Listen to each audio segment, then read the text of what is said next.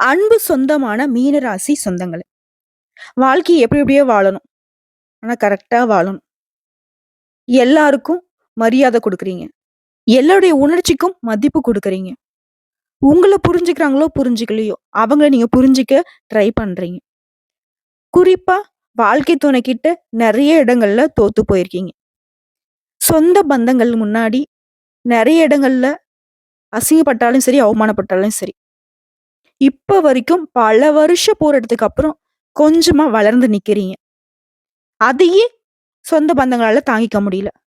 இவன்லாம் இப்படி இருக்கக்கூடாது என்ற அளவுக்கு அவங்களும் பல விதங்கள்ல உங்களுக்கு தொல்லைகள் குடுத்துட்டு தான் இருக்காங்க. உண்மதானே? ஒரு வீடோ, வாசலோ வாங்கி கொஞ்சம் நிம்மதியா வாழணும்னு யோசிச்சுட்டே இருக்கீங்க. ஆனா அதற்கு யாருமே உங்களுக்கு உறுதுணையா இல்ல. இருந்தாலும் பரவால்ல. மீன ராசிய பொறுத்தவரைக்கும் புரிஞ்சுக்க யாருமே இல்லனாலும் பரவால்ல. நான் என்னுடைய வழியில போய்க்கிட்டே இருக்கேன். நான் நல்லவன் நெனச்சா உங்களுக்கு நல்லவன். நான் கெட்டவன் நெனச்சா நீங்க நெனச்சுட்டு போங்க. இதுதான் மீனராசியுடைய குணநலம். இப்படிப்பட்ட யாருக்குமே தொல்லைகள் தராம, தொல்லைகளை தாங்கி வாழக்கூடிய மீன ராசிக்கு நவம்பர் மாதத்துடைய பாதி நாட்கள் இல்ல. மோசமான நாட்களா தான் இருந்துச்சு. ஆனா இப்போ இந்த நிமிஷத்துல இருந்து ஒரு விஷயத்த நீங்க தெரிஞ்சுக்கோங்க. நல்ல காலம் தொடங்கிருச்சு. ஒரு வார்த்தை இருக்கு. கடைசி வரிகள்ல கூட உங்களுக்கான வெற்றி எழுதப்பட்டிருக்கலான்னு சொல்லிட்டு. அந்த மாரி தாங்க. அடுத்தடுத்து வரக்கூடிய இந்த வருஷத்துடைய கடைசி நாட்கள்ல கூட நீங்க வெற்றியாளராக வலம் வர போறீங்க. வருஷம் முழுக்க செய்ய முடியாத விஷயத்த கூட இந்த கடைசி காலகட்டத்துல செய்து முடித்து சாதனையாளர்களா வரப்போறீங்க. இந்த வருஷம் முடியறதே உங்களுக்கு நிம்மதியும், நிறைவையும் கொண்டு முடியுங்க. அது எப்படி? சில கிரகங்களுடைய மாற்றத்தின் காரணமா சில யோகமான காலகட்டம் உருவாகி இருக்கு. அந்த யோகம் என்ன? எந்தெந்த கிரகங்கள் எங்கெங்க உட்கார்ந்திருக்காங்க? அவங்களுடைய குணாதிசயங்கள பொறுத்து மீன ராசிக்கு எந்த மாதிரியான பலன்கள் தெளிவா பார்க்கலாமா? திருக்கணித பஞ்சாங்கத்தின்படி நல்லதும், கெட்டதும் உங்களுக்கு நவகிரகங்களுடைய அமைப்பினால தாங்க நாங்க சொல்றோம். அப்படி பார்க்கிறப்போ சூரிய பகவான் நவகிரகங்களின் முதல்வன்னு சொல்லக்கூடிய சூரிய பகவான் துலாம் ராசியிலிருந்து விருச்சிக ராசிக்கு மாறி இருக்காரு. ஆல்ரெடி விருச்சிக ராசியில புதன் பகவான் கூட்டணியில இருக்காரு. இதை பொறுத்தும் புதாதித்ய ராஜயோகம் உருவாகி இருக்கு. அடுத்ததா சனி பகவான். சனி பகவான் இத்தனை நாளா வக்ரகத்தில இருந்து வக்ர நிவர்த்தி ஆகியிருக்காரு. தன்னோட சொந்த ராசியிலேயே அது கும்ப ராசியிலேயே வக்ர நிவர்த்தி அடைஞ்சிருக்கிறதுனால சஷயோகம் ஏற்பட்டிருக்கு. இந்த 2 யோகம் தான் உங்களுக்கு நல்ல காலத்தை ஆரம்பிச்சு வச்சிருக்கு. அடுத்ததா மத்த கிரகங்கள் எங்கெங்க இருக்காங்கன்னா, சூரிய பகவான் விருச்சிக ராசியிலும், செவ்வாய் பகவான் கடக ராசியிலும், புதன் பகவானும் விருச்சிக ராசியில சூரியன் கூட தான் கூட்டணியில நிக்கிறாரு. ரிஷப ராசியில குரு பகவானும், சுக்கிர பகவான் தனுசு ராசியிலும் நிக்கிறாங்க. சனி பகவான் கும்பத்திலும், மீன ராசியில ராகு பகவானும், கன்னி ராசியில கேது பகவானும் இருக்காங்க.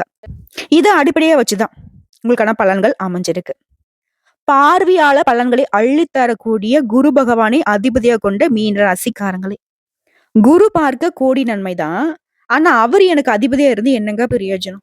நெறைய கஷ்டம் தான் பட்டுட்டு இருக்கேன். இருந்தாலும் ஏதாவது ஒரு விதத்துல மத்தவங்க என்ன வீழ்த்தணும்னு நெனச்சாலும் வீழ்த்த முடியாத இடத்துல தான் நிக்கிறேன். ஒத்துக்கிறீங்களா? அந்த விஷயம் உண்மதானே. அந்த ஒரு பாயிண்ட்ல கூட நீங்க வெற்றியாளரா இருக்கீங்க.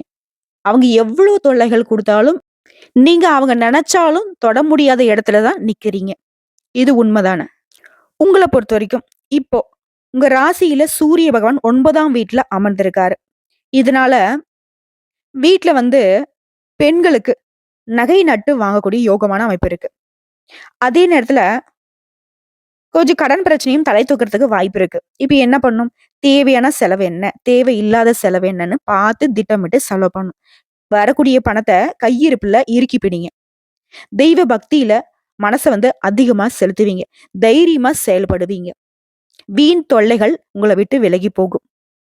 உறவுக்காரங்க விஷயத்துல உங்களுக்கு இருந்த கோபம் விலக்கி வச்சுட்டு அனுசரணையா நடந்துக்க போறீங்க. என்னதான் கோபம் இருந்தாலும் அத எல்லாரும் இருக்கக்கூடிய இடத்துல நீங்க காட்ட மாட்டீங்க. அதே மாதிரி உங்களுடைய கோபத்த உங்க செயல்பாடுகள் தான் வைப்பீங்களே தவிர்த்து வஞ்சகமான பேச்சு பேசுறதோ, இல்ல வஞ்சகமான செயல்பாடுகளில் ஈடுபடுறதோ எப்பவுமே மீனம் பண்ண மாட்டீங்க. சோ எல்லா விதங்களையும் உங்களுக்கு சாதகமான காலகட்டம் தான். நீங்க மத்தவங்களுக்கு பாடம் கற்றுக் கொடுக்கக்கூடிய அளவுக்கு நல்ல காலம்னு வச்சுக்கோங்களேன். அடுத்ததான் சந்திர பகவானுடைய இடம்பெயர்ச்சி அப்படிங்கிறது உங்களுக்கு தொழிலுக்கு சாதகமா நிக்குது. சொந்தமா தொழில் செய்றவங்க, இல்ல கூலி வேலை செய்றவங்க, என்ன வியாபாரம் செய்தாலும் சரி, பொருளாதார ரீதியா உங்களுடைய நிலை உயர்ந்து நிக்குது. வியாபாரம் செய்றவங்க வெற்றிகரமா வியாபாரத்த நடத்துவீங்க. லாபமும் உண்டு. நில விற்பனையில நல்ல லாபம் பார்ப்பீங்க. அடுத்து செவ்வாய் பகவான பொறுத்தவரைக்கும் உங்க ஜாதகத்துல 5ஆம் இடத்துல நிக்கிறாரு. உடல் ஆரோக்கியம் சம்பந்தப்பட்ட பயம் விலகும். விரும்பிய நண்பர்களோட, நெருங்கிய உறவுக்காரங்களோட விருந்து நிகழ்ச்சிகள்ல கலந்து கொள்வீங்க. குடும்பத்தோட குதூகலமாக இருக்க போறீங்க. அரசாங்க ஒப்பந்தங்கள் உங்கள தேடி வரும். உங்களுடைய பாதையில முன்னேற்றம் உண்டு. அடுத்த புதன் பகவான பொறுத்தவரைக்கும், உங்க ராசிக்கு 9ஆம் வீட்ல இருக்காரு. துணிச்சலோட தொழில்ல முதலீடுகளை அதிகரிப்பீங்க. சின்ன வியாபாரமோ, இல்ல பெரிய வியாபாரமோ சிறப்பான லாபம் உண்டு. போட்டி பந்தயங்கள்ல உங்களுக்கு தாங்க நல்ல பலன்கள் கிடைக்கும். தீய எண்ணங்கள் அப்படிங்கிறது உங்களுக்கு சுத்தமே ஆகவே ஆகாது. தீய நண்பர்களையோ, தீய பழக்கம் கொண்டவர்களையோ பக்கத்துல சேத்தாதீங்க. அப்படி வந்துட்டு தெரிஞ்சோ தெரியாமலோ அவங்கள பக்கம் வச்சிருக்கீங்க அப்படின்னாக்கா, அதனால அவமானங்கள சந்திக்கிறதுக்கு வாய்ப்புகள் அதிகம். பார்த்து சூதானமா இருந்துக்கோங்க. அடுத்த குரு பகவான பொறுத்தவரைக்கும் உங்க ஜாதகத்துல 3ஆம் இடத்துல அமர்ந்திருக்காரு. இவர பொறுத்தவரைக்கும் உங்க ராசிக்கு அதிபதி இல்லையா? இவரால வேலையில மாற்றம் உண்டாகும். வெளியூருக்கு போவீங்க. வெளியூர் பயணங்களின் மூலம் அனுகூலமான பலன் உண்டு. அடுத்த சுக்கிர பகவான பொறுத்தவரைக்கும் 10ஆம் வீட்ல இருக்காரு. கூட்டு தொழில்ல அதிக நன்மைகள் பெறுவீங்க. அதற்கான வாய்ப்புகள் வீடு தேடி வரும். ஃப்ரெண்ட்ஸ் கூட சேர்ந்து ஏதோ பிசினஸ் பண்ணலாம்னு இருக்குங்க. இல்ல குடும்பத்துல நாங்க எல்லாருமே சேர்ந்து ஒரு தொழில் பண்ணலாம்னு இருக்குங்க. என்ன வேணா பண்ணுங்க. கூட்டு தொழில் அப்படிங்கிறது இந்த காலகட்டத்துல லாபத்த கொடுக்கும். வியாபாரம், சொந்த தொழில் அப்படிங்கிறதே உங்களுக்கு வந்து லாபத்த தான் கொடுக்கும். இதுல கூட்டு தொழில் அப்படின்னாக்க இன்னும் அதிக லாபத்தை எதிர்பார்க்கலாம். அதற்கான வாய்ப்பு அப்படிங்கிறது வீடு தேடி வரும்னே சொல்லிட்டேன். வரக்கூடிய வாய்ப்பு மட்டும் கரெக்ட்டா பயன்படுத்தினா போதும். மீன ராசி அப்படிங்கிறது மீண்டு வரக்கூடிய ராசியா மாறிடுவீங்க. அதாவது சனி பகவான பொறுத்தவரைக்கும் ராசிக்கு 12ஆம் இடத்துல இருக்காரு. இவரால ஏதாவது சிக்கல் வருமோ அப்படின்னு நீங்க நினைச்சீங்கன்னாக்கா அது கிடையாது. இவரால உங்களுக்கு நல்லதே நடக்க போகுது. நீங்க எத நினைச்சு பயந்தீங்களோ, அது உங்களுக்கு சாதகமா நடக்கும். எத நினைச்சு கவலைப்பட்டீங்களோ, அது வந்துட்டு சந்தோஷத்த குடுத்துட்டு போகும். ஆக மொத்தத்துல சனி பகவானுடைய அமைப்புங்கிறது உங்களுக்கு சாதகமா இருக்கு. அடுத்து ராகு பகவான் உங்க ராசிக்கு 1ஆம் இடத்துல இருக்காரு. பாம்பு கர்கன்னு பயப்படாதீங்க. திருமண தடையே கூட நீக்குறாரு. இந்த கல்யாணத்த நடத்த படாத பாடு பட்டேன்பா. இனி பாடே பட வேணாம்ப்பா. சாதாரணமா முடிச்சு குடுக்குறாரு. யாரு? நம்மளுடைய ராகு பகவான். அடுத்ததா கேது பகவான பொறுத்தவரைக்கும் 7ஆம் இடத்துல இருக்காரு. மனக்கசப்பால பிரிஞ்சு போன காதலன் காதலியிடையே பிரிவு இருந்தாலும் அதை சரி செஞ்சு கொடுக்குறாரு. ஆனா ஒரு விஷயத்த மட்டும் மீன வந்துட்டு மனசுல வச்சுக்கணும். எல்லா விஷயத்திலயும் கவனமா இருக்கணும். புரியுதுங்களா?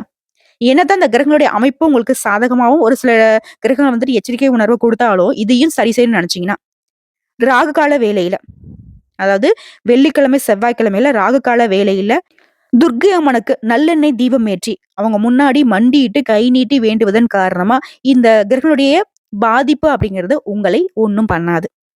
எப்பேற்பட்ட கஷ்ட காலமாக இருந்தாலும் அதுல இருந்தும் சாதாரணமா நீங்க வெளிவருவதற்கான வாய்ப்புகளை துர்க்கை அம்மன் ஏற்படுத்தி கொடுப்பாங்க. துன்பங்களை தூர தூக்கி எறிபவள் தாங்க துர்க்கை அம்மன். அதை ஃபர்ஸ்ட் புரிஞ்சுக்கோங்க. நம்பிக்கையோட வழிபாடு செய்யுங்க. நல்லதே நடக்கும். புரியுதுங்களா? இப்போ கடகடன்னு லிஸ்ட் போட்ட மாதிரி உங்களுக்கான பலன்களை பார்க்கலாமா? பணவரவு திருப்திகரமா இருக்கு. பிள்ளைகள் மற்றும் பெண்களுடைய திருமணம் விஷயமா வெளியூர் பயணம் மேற்கொள்வீங்க. அந்த பயணங்கள் அனுகூலமான பலனை கொண்டு முடியும். கணவன் மனைவியிடையே அந்யோன்யம் அதிகரிக்கும். வழக்குகள் உங்களுக்கு சாதகமான சூழ்நிலை கொண்டு முடியும். மத்தவங்க கிட்ட கடன் வாங்குறதோ கொடுக்கறதோ இப்ப வந்து வேணாம். பண பரிவர்த்தனையா இருக்கட்டும், பண விஷயத்துல இருக்கட்டும் கவனமா இருங்க. அடுத்த அலுவலக பணிகளே இருக்கிறவங்க மீன ராசியை பொறுத்த வரைக்கும் செல்வாக்கு அதிகரிக்கும். பதவி உயர்வு கிடைக்கும். ஊதிய உயர்வு கிடைக்கும். ஆணா இருக்கட்டும், பெண்ணா இருக்கட்டும். இப்போ வந்து கிரகங்கள் எல்லாமே உங்களுக்கு சாதகமா இருக்கிறதுனால நடக்கிறது எல்லாமே உங்களுக்கு அனுகூலமாவே நடக்குங்க. சிலருக்கு இடமாறுதல் கிடைக்கும். அதுவும் இங்க விரும்பிய இடத்திற்கான வாய்ப்பா தான் இருக்கும். அடுத்த வியாபாரம் அப்படிங்கிறது விறுவிறுப்பா நடக்கும். லாபம் நீங்க எதிர்பார்த்த விட பல மடங்கு அதிகமா கிடைக்கும். கடையை விரிவுபடுத்துவீங்க. அந்த எண்ணங்கள் இருந்தா இப்போ வந்துட்டு முயற்சி செய்தீங்க அப்படின்னாக்கா வெற்றி உண்டு. குடும்பத்தை ஆளும் பெண்மணிகளுக்கு மகிழ்ச்சியான காலகட்டம். வேலைக்கு செல்லக்கூடிய பெண்களுக்கு அலுவலகத்துல நீங்க எதிர்பார்த்த சலுகைகள் கிடைக்கும். சந்தோஷம் உண்டாகும். குறிப்பா கூலி வேலை செய்யறேன், இல்ல வந்து பெட்டி கடை வச்சு நடத்திட்டு இருக்கேன், இல்ல இப்படி இந்த காய்கறி வியாபாரம் பண்றேன், எந்த தொழில் செய்தாலும் சரிங்க. அது அரசாங்க உத்தியோகம், அதிகாரமிக்க உத்தியோகம், இல்ல சாதாரண ரூ. 1 ரூ. 2 வியாபாரத்துல இருந்து கோடி கோடியா லட்சங்கள் சம்பாதிக்கக்கூடிய வியாபாரம் வரைக்கும் எந்த தொழில் இருந்தாலும் மீன ராசிக்கு நிதிநிலை அப்படிங்கிறது ரொம்ப சீரா இருக்கு, சிறப்பா இருக்கு. பண விஷயத்துல நீங்க பயப்படவே வேண்டாம்.